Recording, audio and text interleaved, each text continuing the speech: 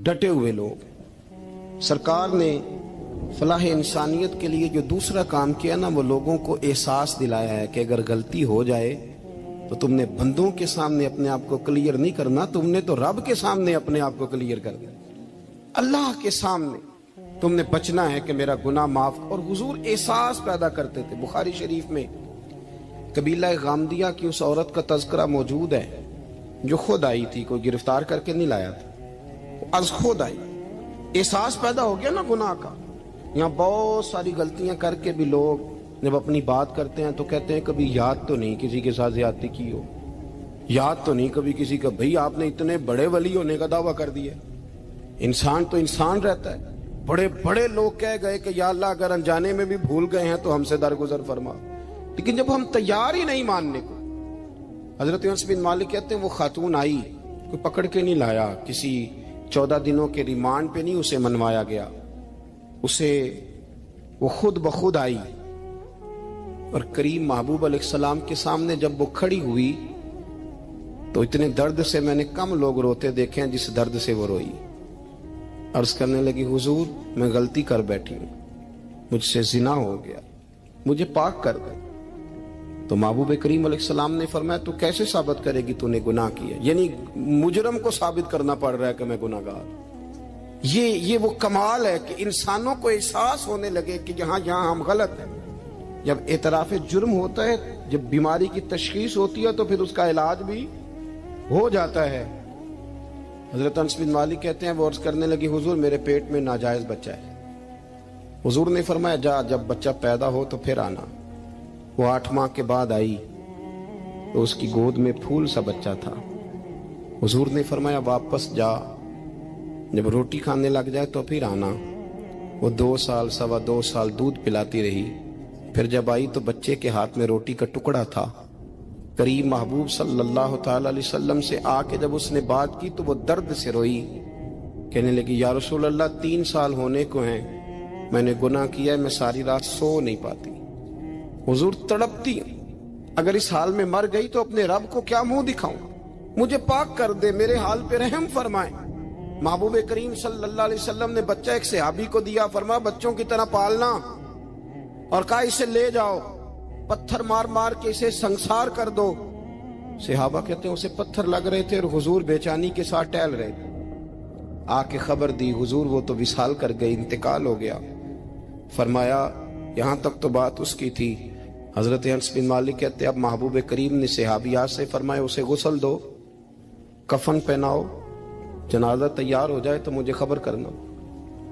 हजरत अनस बिन मालिक कहते हैं गुस्ल हुआ, कफन हुआ, जनाजा तैयार हुआ तो हैरान हम तब हुए जब मेरे महबूब ने फरमाया सफ़े बनाओ, मैं खुद जनाजा पढ़ाऊंगा, मैं खुद जनाजा पढ़ाऊंगा। और सरकार ने जनाजा पढ़ाया तो एक शख्स की जुबान से निकला, हुजूर इस मलऊन का माज़अल्लाह जनाजा जिसने नाजायज बच्चा जना, इसके लिए आप दुआ कर रहे हैं, जनाजा पढ़ा। हुजूर फरमाने लगे खामोश हो जाओ, तुमने गुनाह देखा है उसका एहसास नहीं देखा, तुमने गलती देखी है लेकिन उसकी तौबा का अंदाज नहीं देखा। और साहिब कंजुल उम्माल ने ये लफ्ज नकल किए हैं कि करीम महबूब फरमाने लगे उसने तो ऐसी शानदार तौबा की है कि अगर मैं अपनी सारी उम्मत में बांट दूं तो अल्लाह सबकी मगफिरत फरमा देगा। एहसास जब पैदा हो जाता है ना अपने दिल के अंदर कि यहाँ मैं गलत हूं। इन्नल आबदा इज़ा तारफा सुम्मा ताबा ताबल्लाहु अलैहि औ कमा क़ाल नबी सल्लल्लाहु अलैहि वसल्लम, रवाहु मिशकात। हुजूर ने फरमाया जब कोई बंदा कहता है ना अल्लाह मैं भूल गया था, और फिर वो तौबा करता है तो रब उसकी तौबा को फौरन ही कबूल फरमा लेता है। हजरत अब्दुल्ला बिन उज़ाफा जिहाद कर रहे थे, रूम के ईसाइयों ने गिरफ्तार कर लिया। 1000 आदमी ने मिल के पकड़ा, गिरफ्तार नहीं होते थे सहाबी, 1000 आदमी ने घेरा डाला, गिरफ्तार करके ले गए। और जब बादशाह के सामने गए तो वजीर कहने लगा बादशाह बंदा बड़े काम का है, अगर हमारे काबू आ गया तो फायदा देगा। सहाबी हैं हजरत अब्दुल्ला बिन उज़ाफा, हजरत फारूक आदम का जमाना है, अगर काबू आ गया तो फायदा देगा। बादशाह कहने लगा क्यों, क्या खूबी है? कहने लगे हम 1000 आदमी थे, ये अकेला काबू नहीं आ रहा था, 1000 आदमी थे, अगर हमारी फौज में शामिल हो गया तो बहुत बड़ा जर्नैल मिलेगा। बादशाह कहने लगा कोई मसला नहीं, 2-3 चीजें होती हैं बंदे को खरीदने के लिए, खरीद लेते हैं। बादशाह कहने लगा عبداللہ جتنی دولت تجھے چاہیے میں تجھے دے دیتا ہوں، میرے لشکر میں آ جا، معاذ اللہ اسلام چھوڑ دے۔ حضرت عبداللہ بن حذافہ کیا فرماتے ہیں بڑا تو بیوقوف ہے، میں نے دولت کمانی ہوتی تو مدینے میں بیٹھ کے تجارت کرتا، میں دولت کمانے نہیں نکلا، میں تو رسول اللہ کی رضا کمانے کے لیے نکلا ہوا ہوں۔ دولت کمانی ہوتی تو کسی مارکیٹ میں ہوتا، میدان میں آنا تھا، شہادت ہے مطلوب مقصود مومن، نہ مال غنیمت نہ کشور کشائی، یہ دولت تو لونڈی ہے رسول اللہ کے دروازے کی، یہ تو پیچھے پیچھے پھرتی ہے نبی پاک کے غلاموں، یہ کمانی ہوتی تو میں کسی مارکیٹ میں ہوتا، میدان میں تھوڑا ہوتا۔ عبداللہ بن حذافہ سے دوسری چال چلی، کہنے لگے میاں عہدہ جو تجھے چاہیے، میں بادشاہ ہوں، میرے نیچے جو عہدہ تو کہے گا وہ تجھے مل جائے گا۔ حضرت عبداللہ بن حذافہ کہنے لگے شاید تجھے پتہ نہیں میری تعریف کیا ہے، شاید تو جانتا نہیں میری تعریف کیا ہے۔ کہا صاحب کی کیا تعریف ہے؟ کہنے لگے میں رسول اللہ کا صحابی ہوں اور کائنات میں سب سے بڑا عہدہ مصطفیٰ کے صحابی ہونے کا عہدہ ہے۔ صحابہ وہ صحابہ تھے جن کی ہر صبح عید ہوتی تھی، خدا کا قرب حاصل تھا، نبی کی دید ہوتی تھی۔ فرمایا میں نے حضور کے جلوے دیکھے ہوئے ہیں، مجھے عہدے کی ضرورت ہی نہیں، اور میں نے عہدہ لینا ہوتا تو میں سیاست کرتا، میں تو شہادت لینے نکلا ہوں میدان میں، عہدے کا میں نے کیا کرنا ہے۔ اب بادشاہ کہنے لگا اسے قتل کر دو، وزیر کہنے لگا نہیں ایک بات اور ہے، مجھے ایک چال اور چلنے دو۔ کہا وہ کیا؟ کہنے لگے میری بیٹی بڑی خوبصورت ہے، مجھے موقع دو اپنی ہی بیٹی کو سجا بنا کے، وہ جوان جس کی جوانی اتنی بڑی ہے کہ 1000 آدمی مقابلے میں کھڑا نہیں ہوتا، اس جوان کے کمرے میں رات کی تنہائی میں بنا سوار کے بی بی کو بھیجا۔ وہ بی بی کہتی ہے میں ساری رات بن سور کے اس صحابی کے کمرے میں بیٹھی رہی، لیکن یہ کیا شخص تھا، ساری رات ہی مسلح پہ بیٹھا رہا، ساری رات ہی، کچھ دیر تھک جاتا تو یہ کریم رسول پہ درود پڑھنا شروع کر دیتا۔ بی بی کہتی ہے سحری ہو گئی تو میں نے چھو کے دیکھا کہ انسان ہے کہ جن ہے، یہ بندہ ہے کہ فرشتہ ہے، چھو کے دیکھا۔ کہنے لگے پیچھے ہٹ جا، میں نے کہا میں نے تو سنا تھا تو 1000 کے مقابلے میں ہے اور تو اتنا بے حس ہے کہ بنی صبری دلہن بیٹھی ہے، تو نے نظر نہیں کی۔ عبداللہ بن حذافہ، بی بی کہتی ہے نظر پھر نہیں اٹھائی، نظر پھر جھکی ہوئی ہے۔ کہنے لگے بی بی میں مجبور ہوں، اب میرے اوپر کوئی حسن نہیں چلتا، میں نے جلوائے بدوحا کا دیدار کیا ہوا ہے، اب میری نگاہوں میں جچتا نہیں کوئی، اس لیے کہ جیسے میرے سرکار ہے ایسا نہیں کوئی۔ کبھی بھی اب نہیں کسی کا میرے اوپر جادو چلتا، میں نے مصطفیٰ کو، اور کہا ذرا پیچھے ہٹ کے بیٹھ، مجھے میرے رسول نے غیر محرم سے بچنے کا حکم دیا ہے، ذرا پیچھے ہٹ کے بیٹھ۔ سحری کا وقت تھا، وہ بی بی کہتی ہے اس نوجوان کے جملے میرا سینہ چیر گئے، کلیجہ پھٹ گیا، چیخ نکلی، میں کفر کے عالم میں روئی۔ میں نے کہا مجھے بتا تو صحیح، آخر یہ جذبہ کہاں سے ملتا ہے، آخر یہ روشنی تو میں نے دیکھی نہیں، کہاں سے آتی ہے؟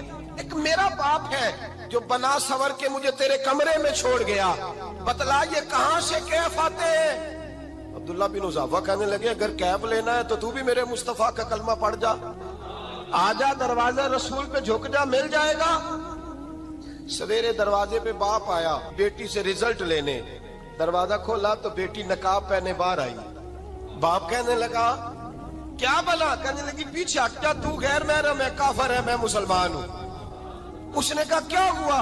کہنے لگی تیرے جیسے کو باپ کہوں، تیرے جیسے کو جو مجھے استعمال کر رہا تھا، میں تجھے باپ نہیں مانتی، میں اب رسول والی ہو گئی، میں حضرت فاطمہ کی کنیزہ ہو گئی ہوں، میں اب نبی کریم کی خادمہ ہوں، خبردار میرے قریب نہ آنا۔ یہ داؤ بھی ناکام ہوا۔ اب حضرت عبداللہ بن حذافہ کے سامنے موت کھڑی کی، ایک کڑا میں تیل گرم کیا، کہنے لگے تجھے اس میں جلایا جائے گا۔ حضرت عبداللہ بن حذافہ رضی اللہ تعالیٰ عنہ جب جلنے کے قریب ہوئے تو رونے لگے۔ روم کا بادشاہ کہنے لگا شاید ڈر گیا ہے، کہنے لگے اب سمجھ آئی ہے، اب تجھے پتا چلا ہے، چلا جا۔ حضرت عبداللہ بن حذافہ کہنے لگے تو کافر ہے، تیری کافروں والی سوچ ہے، اس لیے نہیں رویا کہ موت سے ڈر گیا ہوں، میں تو اس لیے رویا ہوں کہ ایک جان ہے، وہ نبی پاک پہ قربان ہو رہی ہے، کاش رب مجھے 1000 جان دیتا، میں ساری مصطفیٰ پہ قربان کر دیتا۔ ایک سنار نے گلی میں ایک یتیم چھوٹے سے بچے کو گھومتے دیکھا تو سنار بے اولاد تھا، بچے کو اٹھا کے گھر لے آیا، 18 साल उस बच्चे की परवरिश की, उसको पाला पोसा जवान किया।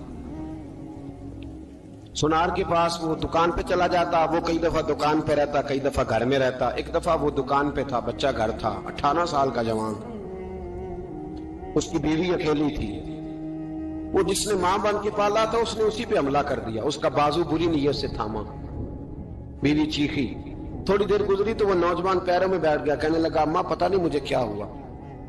शाम को सुनार आया, बीवी चीखने लगी, चिल्लाने लगी, कहने लगी आज अजीब बात हुई, जिसको मैंने जिगर का खून दे दे के पाला उसी ने गंदी नजर डाली। सुनार महवे हैरत है, बीवी का ख्याल था कि लाठ उठाएगा, डंडा उठाएगा,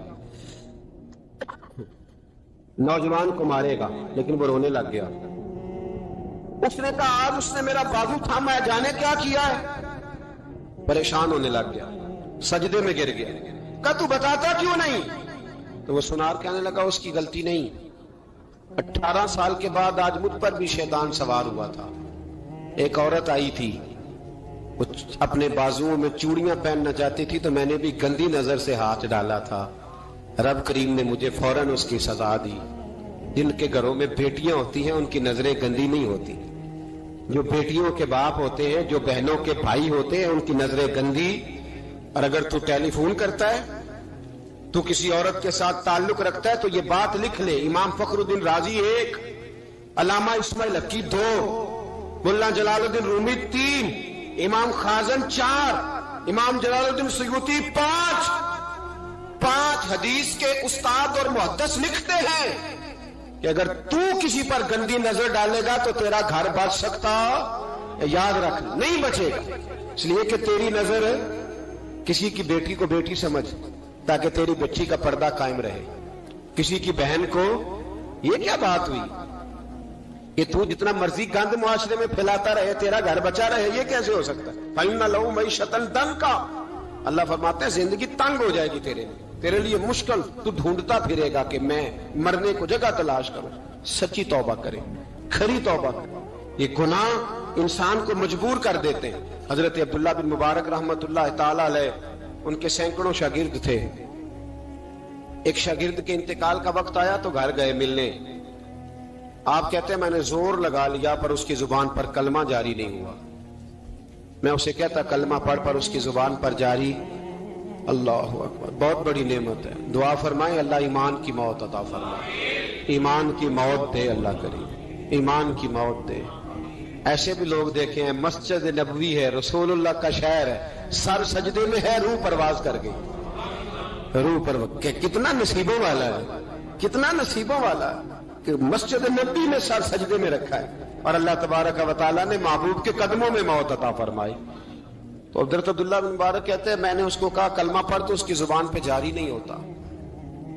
मैं बार बार कहता तो वो मिन्नत करता, कहता हुजूर मैं कोशिश करता हूं, जारी नहीं होता। फरमाते मैं परेशान होके उठा, अभी मैं दरवाजे पे पहुंचा था, उसने चीख मारी और रूह परवाज कर गई। बच्चे रोने लगे, बीवी रोने लगी। तो मैंने उसकी बीवी से कहा कि जुर्म क्या करता था, इतना बड़ा पापी पे कलमा जारी नहीं हुआ। उसकी जोजा कहने लगी हजरत जी 2 गुनाह थे इसके। एक तो ये शराब का आदी था, रोकती थी बाज नहीं आता था, और दूसरी बात यह कि ये अपनी अम्मा का नाफरमान था। वो 2 गलियां छोड़ के रहती है, ये कभी मिलने नहीं गया था। उस बूढ़ी का कलेजा इसकी तरफ से बड़ी तकलीफ में था। तो हजरत अब्दुल्ला बिन मुबारक कहने लगे जा तू भी दुआ कर और उसकी माँ को भी कह दुआ करे कि यहां तो ये कलमा नहीं इसे नसीब हुआ, अल्लाह करे अल्लाह आखिरत की मंजिलें इसकी बेहतर फरमा दे। ये हदीस सुनाने लगा हूं, हदीस है, हदीस रसूल है। जवान खास करके जरा मेरी बात पे तवज्जो करे और बुजुर्ग खास कर तवज्जो करे जिन्होंने तरबियत करनी है। सुने, हुजूर की बारगाह में एक नौजवान आया है, ये संगमील है हदीस, इसको याद रखना। अर्ज की हुजूर मैं सारे गुनाह छोड़ सकता हूं, जिना नहीं छोड़ता। हुजूर मुझे जिना की इजाजत होनी चाहिए। मेरे हबीब ने थपकी दी, बिठा लिया। मैं कहता हूं हुजूर ने गुनाहगारों को मुआशरे से काटा नहीं, उनकी तरबियत फरमाई है, उनकी तरबियत फरमाई है, उनको करीब फरमाया। मेरे हबीब करीम सल्लल्लाहु अलैहि वसल्लम ने फरमाया इधर आ बैठ जा, बैठ गए।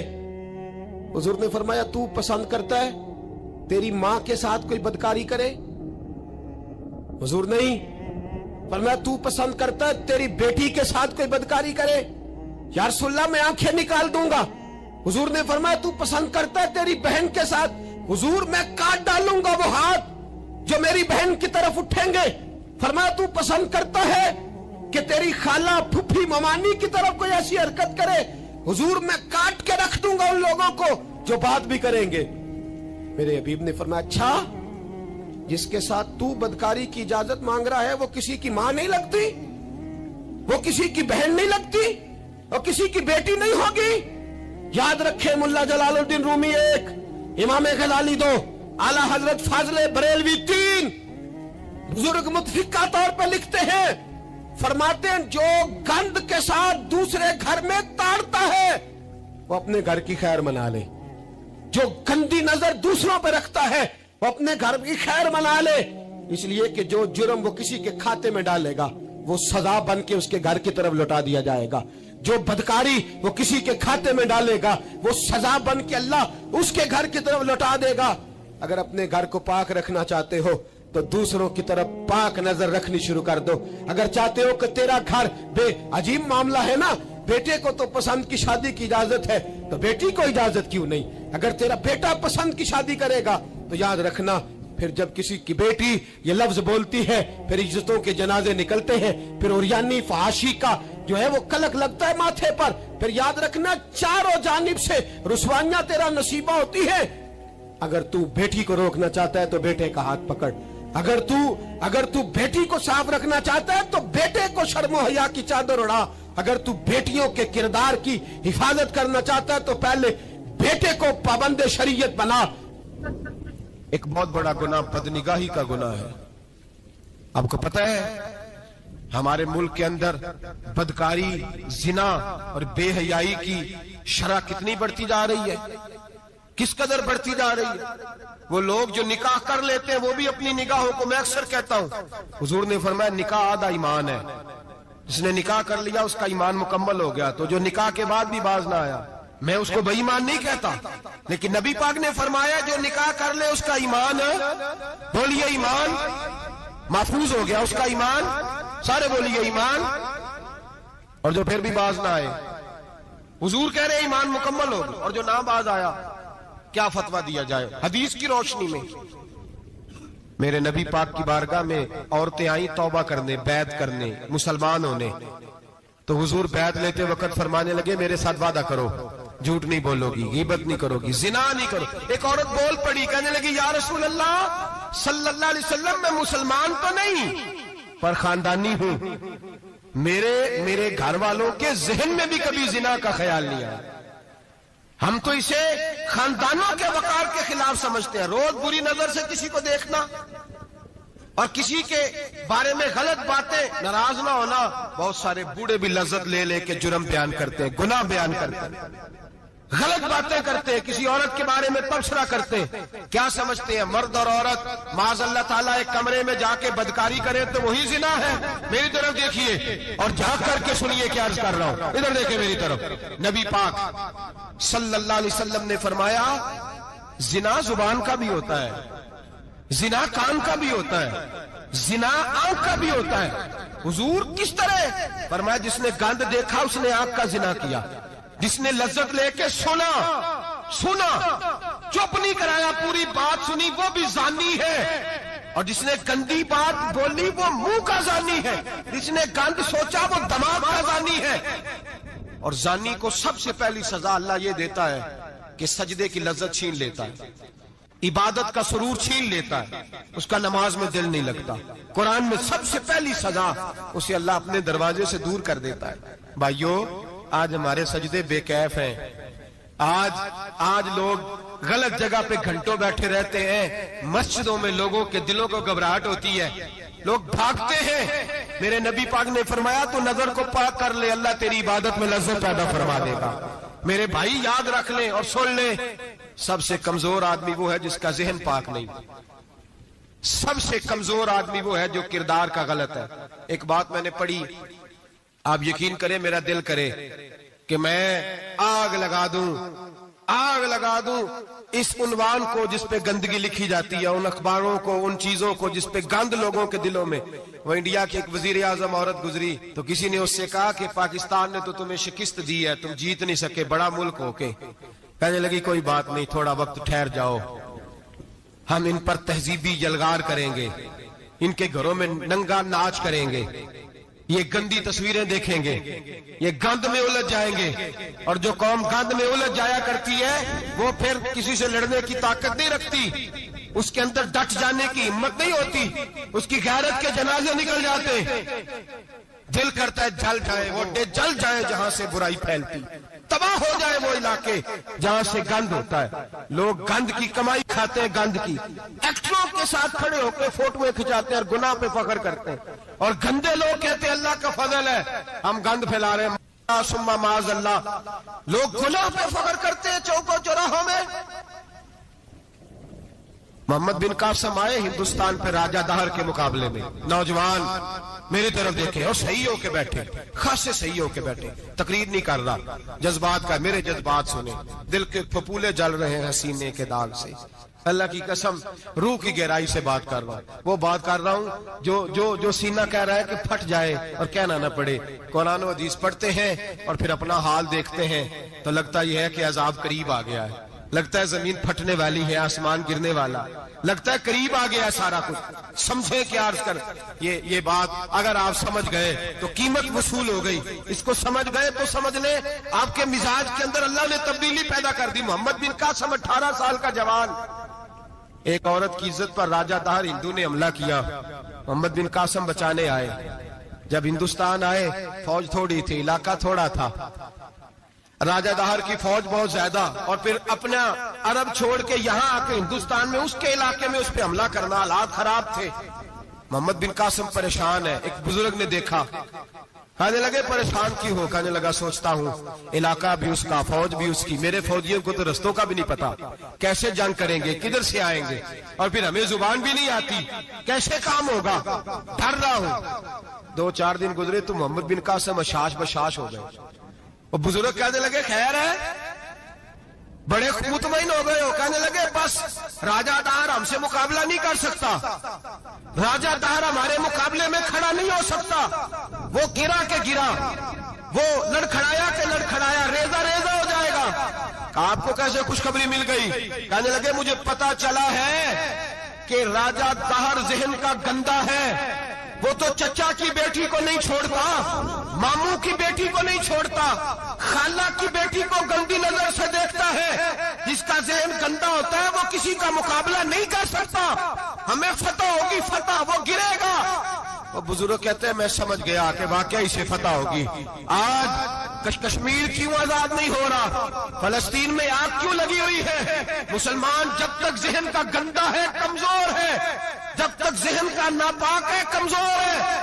حضرت سعد بن ابی وقاص رضی اللہ تعالیٰ عنہ فرمایا کرتے تھے اللہ مسلمان کی مدد اتنی دیر تک کرتا رہتا ہے جتنی دیر تک مسلمان کا ذہن صاف رہتا ہے، کردار پاک رہتا ہے. آگ اس لیے معاشرے میں لگی ہے. نوجوانوں تم کہتے ہو کامیابیاں نہیں ملتی، اسے کیسے کامیابی مل سکتی ہے جس کا ذہن ہی صاف نہیں؟ وہ کیسے دنیا کی بازی جیت سکتا ہے جس کی نگاہ ہی پاک نہیں؟ وہ کیسے آگے بڑھ سکتا ہے جس کے کردار میں پاکیزگی نہیں؟ اپنے آپ کو پاک کر لو، اللہ ہر مشکل میں تمہاری مدد فرمائے گا، ہر رستے میں تمہاری مدد فرمائے گا. اور میں نے کہا جب آدمی ناپاک ہوتا ہے تو رب کریم اس سے عبادت کی لذت چھین لیتا ہے. اور اللہ کی سب سے بڑی سزا یہ ہے کہ کسی کو سجدہ نہ لمبا کرنا دے. رب کریم سب سے زیادہ اس سے ناراض ہے جس کو قرآن پاک کے کھولنے کی توفیق نہ ہو. سب سے زیادہ رب کریم اس شخص سے ناراض ہے جو اللہ کی بارگاہ میں جھکنے کی لذت چھوڑ جائے.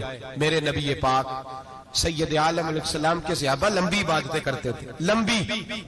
کسی نے کہا تھا روم کے بادشاہ تھے کہ یہ مسلمان فاتح کیوں ہو جاتے ہیں؟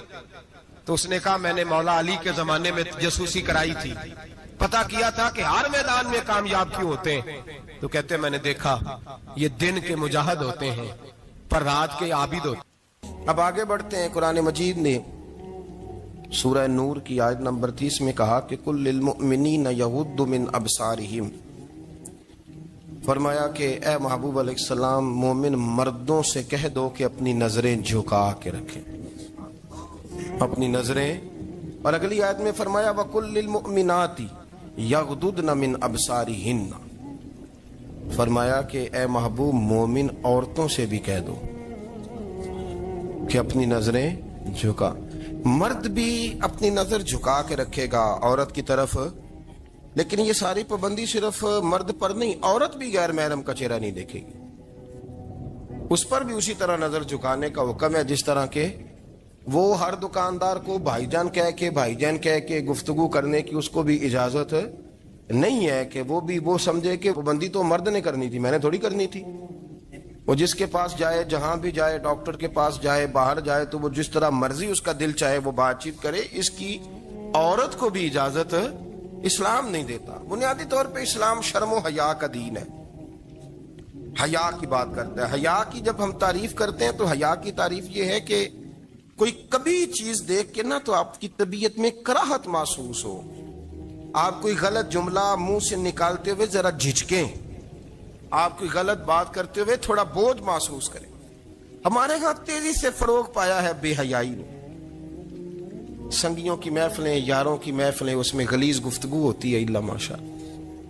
جن دوستوں کو بڑی پاک صاف گفتگو کرنی چاہیے. دوستی کا رشتہ بڑا مقدس رشتہ ہے، جو یہاں ایک دوسرے سے پیار کریں گے جنت میں بھی اکٹھے داخل کیے جائیں گے. شرط یہ ہے کہ پیار اللہ رسول کی رضا کے لیے ہو، لیکن اس کے اندر اگر آپ کی گفتگو کچی ہو، کمزور ہو، فحاشی والی ہو، عریانی والی ہو. وہ ہمارے ہاں تو اب اس کو لوگ فیشن سمجھتے ہیں، اس کو مردانگی کی علامت سمجھتے ہیں کہ وہ جی ساری باتیں جی وہاں ہو گئیں، اور جس کا جو جی چاہا اس نے کہا. آپ جب حیا کے دائرے میں ہوتے ہیں تو آپ خود بھی سکون محسوس کرتے ہیں. دیکھیں نا، آپ کو نیند سکون سے کہاں آتی ہے؟ جہاں کمرہ بند ہو، چاروں جانب دیوار ہے، اوپر چھت ہے، خالی دروازہ بھی کھلا ہوا ہونا تو جب بندہ سکون لینا چاہتا ہے تو کہتا ہے یار ذرا دروازہ ذرا بند کر دو. وہ اچھی طرح اپنے آپ کو چھپا لیتا ہے نا حیا کے پردے میں، تو اللہ اسے سکون عطا کرتا ہے. اور جو اس سے بھی زیادہ ٹھنڈی نیند میں جانا چاہتا ہے وہ کہتا ہے لائٹ بھی بند کر دو. اب وہ مکمل طور پہ سمجھتا ہے کہ میں چاروں جانب سے چھپ گیا ہوں، اگر میں کھل کے بھی سو جاؤں گا تو میرا چونکہ پردہ قائم ہے تو مجھے کوئی دشواری نہیں ہو. آپ جب چھپ جاتے ہیں، جب آپ حیا کے اندر سمٹ جاتے ہیں، جب آپ چادر کے اندر آ جاتے ہیں تو آپ بہت ساری جگہوں پہ آسانی محسوس کرتے ہیں. تو حیا تو آپ کو سکون دیتی ہے، حیا تو دل کو راحت دیتی ہے. میں بڑی ذمہ داری سے بات عرض کرتا ہوں، قرآن مجید نے نا ایک مقام پہ مذاق کو، ایک مزاح ہوتا ہے خوش طبی، وہ نہیں مذاق اڑانا. قرآن پاک نے نا مذاق کو ایک جگہ پہ جاہلوں کا طریقہ بھی قرار دیا.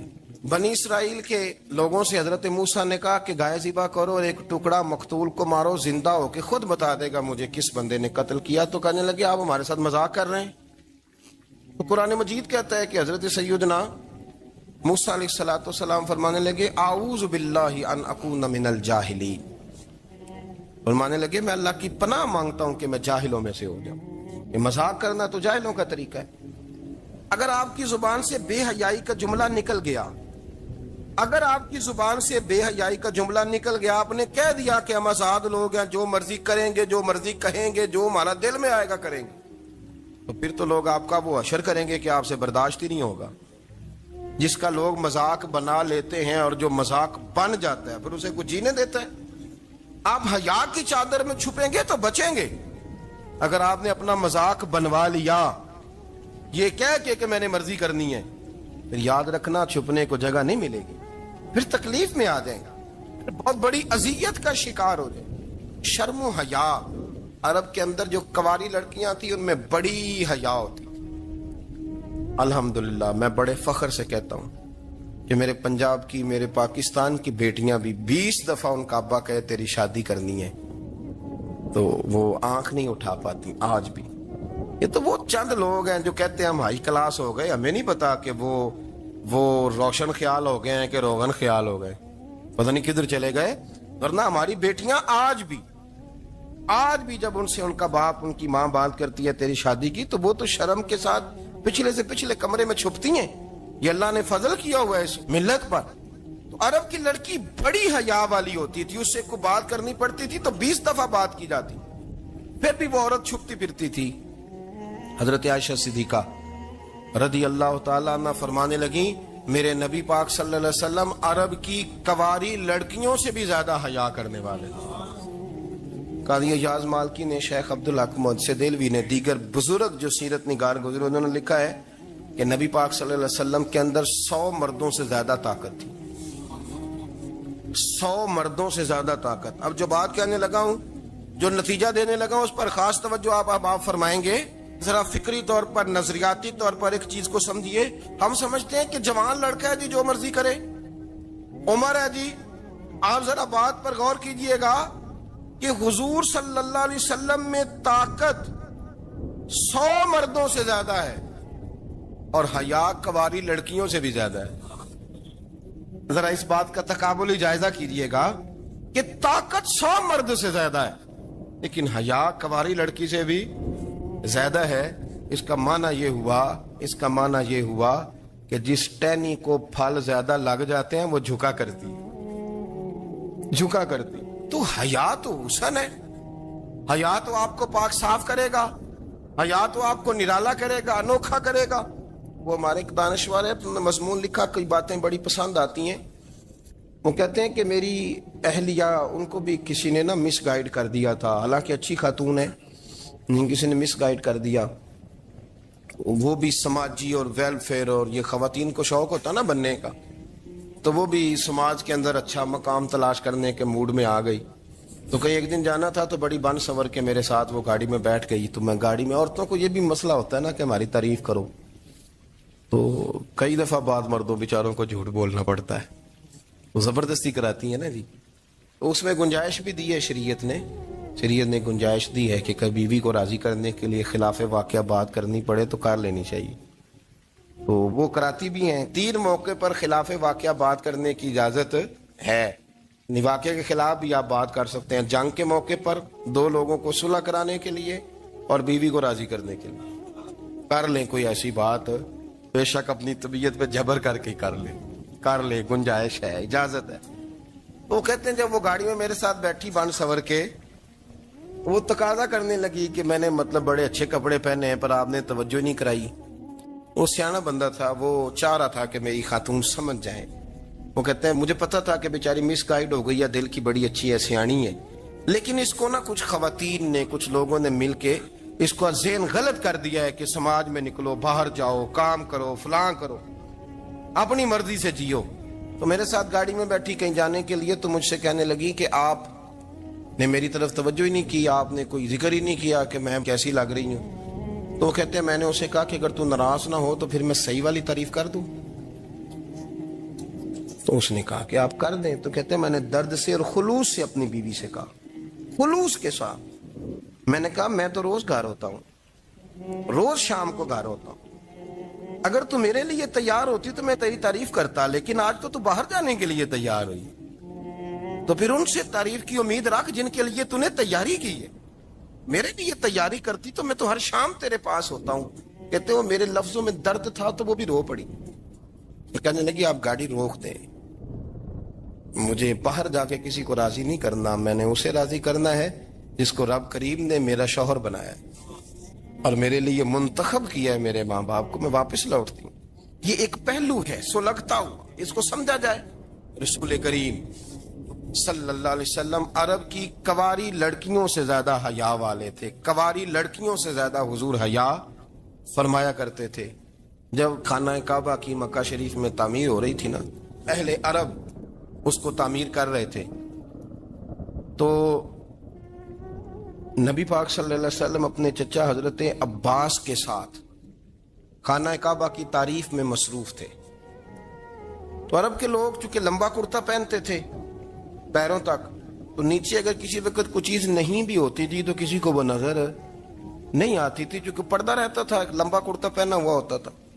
تو جب بچے، سرکار کی عمر مبارک بھی ابھی تھوڑی تھی، تو اس طرح بچے جب نکلتے تو وہ کئی دفعہ اپنی تہمت اتار دیتے نیچے سے، اور کوئی مزدوری کرنے لگتے تو 3-4 طے کر کے تہمت کی کندھے پہ رکھ لیتے، جس طرح کبھی دیہاتوں میں لوگ کپڑا سر پہ رکھتے تھے کہ اوپر اگر کوئی وزنی چیز رکھیں گے تو وہ تکلیف نہیں دے گی۔ نبی پاک صلی اللہ علیہ وسلم بھی سب لوگوں کے ساتھ خانہ کعبہ کی تعمیر میں شامل تھے، تو حضرت عباس رضی اللہ تعالیٰ عنہ نے کہا حضور سے، ابھی اعلان نبوت بھی نہیں فرمایا تھا، بھتیجے آپ بھی تامد اتاریے، یہ صحیح مسلم میں حدیث موجود، اور اس کو کندھے پہ رکھ لیجیے، آپ اینٹیں اٹھا اٹھا کے لا رہے ہیں تو ذرا آپ کو تکلیف نہیں ہوگی۔ تو سرکار دو عالم صلی اللہ علیہ وسلم سے یہ بات کہی، اور پھر جلدی سے حضور کی تہمت کو نکال کے نا، حالانکہ لمبا کرتا پہنا ہوا ہے، تو وہ جیسے ہی ان کے کندھے پہ رکھا اینٹیں رکھنے کے لیے، تو سرکار تو زمین پہ گر گئے، بے ہوش ہو گئے، آنکھیں آسمان کی طرف، اور پھر حضور پکار رہے ہیں آزاری آزاری آزاری، میرا تامت دے دو، میرا تامت دے دو۔ کبھی کوئی شخص اس وجہ سے بھی بے ہوش ہوا ہے کہ میرے وجود سے کپڑا اتر گیا ہے؟ حالانکہ سرکار پر وہ بے ہوشی بھی نبی پاک کا وہ جو غلبہ ہے نا شرم و حیا کا، اس کی وجہ سے ہو، ورنہ تو حضور فرماتے ہیں کہ میری آنکھیں سو جاتی ہیں، دل تو میرا اس عالم میں بھی جاگتا رہتا ہے۔ تو سرکار زمین پہ تشریف لے آئے، آنکھیں میرا تامت دے دو، میرا تامت دے دو، تو جلدی سے انہوں نے تامت دیا تو حضور نے باندھ لیا، پھر طبیعت مبارک میں تسلی ہوئی۔ یعنی ہم اس رسول کے غلام ہیں کہ جن کے تو وجود سے کپڑا اتر جائے تو حضور برداشت نہیں کرتے، قبول نہیں فرماتے، تکلیف شروع ہو جاتی۔ لیکن یہاں نوجوان ہیں اور بڑا قد کاٹ ہے اور بڑے بڑے سمجھدار لوگ ہیں، گرمی آتی ہیں تو شارٹ کپڑے پہن کے گھومتے ہیں، ان کو خیال نہیں کہ یہ وہ والا لباس ہے جو باہر تو کیا گھر میں اماں کے سامنے نہیں پہننا چاہیے، بہنوں اور بیٹیوں کے سامنے نہیں پہننا چاہیے۔ آپ کی گفتگو میں شرم و حیا ہو، آپ کے لب و لہجے کے اندر حسن ہو۔ آپ کو پتہ ہے نبی پاک صلی اللہ علیہ وسلم نے فرمایا میری امت میں سب سے زیادہ حیا کرنے والے عثمان غنی ہیں، عثمان غنی سب سے زیادہ حیا کرنے والے۔ آپ فرمایا کرتے تھے جب سے حضور کا چہرہ دیکھا ہے میں نے کبھی اپنی شرمگاہ بھی نہیں دیکھی، میں نے آنکھوں کا وضو نہیں توڑا، اور جب سے حضور کے دست مبارک میں میں نے بیعت کے لیے سیدھا ہاتھ بڑھایا تو پھر سیدھا ہاتھ میں نے کبھی گندگی کو نہیں لگایا۔ حیا تھی۔ آپ باتھ روم کے اندر بھی غسل فرماتے تھے تو کپڑوں سمیت کرتے تھے۔ کسی نے کہا حضرت جی واش روم کے اندر کیوں نہیں کپڑے اتارتے؟ آپ فرمانے لگے باہر بندوں سے حیا کرتا ہوں، اندر جاتا ہوں تو رب سے حیا آنی شروع ہو جاتی، وہ تو دیکھ رہا ہے نا۔ تو میں جو بات آپ کی خدمت میں عرض کرنا چاہتا ہوں اس کو آپ سمجھیے گا میرے عزیز، کہ شرم والا مزاج، گفتگو بھی شرم والی، آنکھیں بھی شرم والی، لباس بھی شرم والا، دوستی یاری بھی شرم والی، بہت ساری ایسی باتیں۔ دیکھیں نا، آپ ذرا، میں نے کہا کہ باتوں کو سن کے گزر نہ جایا کریں، اس کی گہرائی پر غور کریں۔ حضور علم کا سمندر ہے، سرکار سے زیادہ علم دنیا میں کسی کے پاس موجود نہیں ہے، اور صحابہ کو موقع ملا ہوا ہے اس سمندر سے فیض لینے کا، لیکن ان کی حالت یہ ہے کہ حضرت علی المرتضیٰ فرماتے ہیں 14 دن گزر جاتے، حضور سے کوئی سوال پوچھنا ہوتا تھا پر میں شرم کے مارے نہیں پوچھ پاتا تھا۔ 14 دن بخاری شریف میں موجود ہے۔ ایک دن نبی پاک صلی اللہ علیہ وسلم نے پوچھا صحابہ سے کہ وہ کون سا درخت ہے جس کے پتے نہیں گرتے، اور وہ درخت اس طرح ہے جس طرح مومن ہوتا ہے، وہ درخت